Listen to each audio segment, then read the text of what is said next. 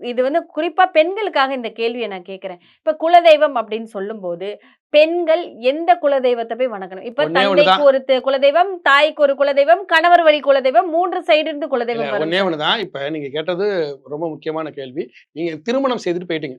திருமணம் செய்து எப்ப தாலி ஏறுச்சோ, அப்ப வந்து நீங்க கணவனுக்கு கட்டுப்பட்ட மனைவி ஆயிடுறீங்க. கணவன் வழி அப்ப கணவனுடைய தந்தை வழி குலதெய்வம், தாய் வழி குலதெய்வம் தான் உனக்கு குலதெய்வம். அவ்வளவுதான். உன் குலதெய்வமே வந்து பார்த்தீங்கன்னா, அப்படியே மாறிடும். மாறிடும். ஆமா.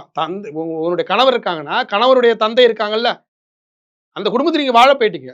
கணவருடைய தந்தை. தந்தை வழி குலதெய்வம். கணவருடைய தாய் வழி குலதெய்வம். அதான் உனக்கு குலதெய்வம். முடிஞ்சு போச்சு.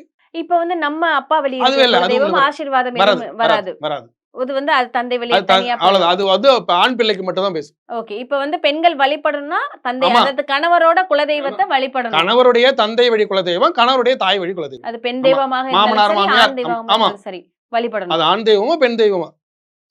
இப்ப பெண்கள்னு நீங்க நீங்க வந்து இப்ப போயிட்டீங்கன்னா, இப்ப நீங்க கல்யாணம் ஆகி போயிட்டீங்க அப்படின்னா, உங்களுடைய கணவருடைய தந்தை வழி குலதெய்வம். உங்க மாமனார் வீட்டு குலதெய்வம். புரியுதுங்களா? உங்க மாமியார் வீட்டு குலதெய்வம். அவ்வளவுதான் முடிஞ்சுச்சு. சிறப்பு.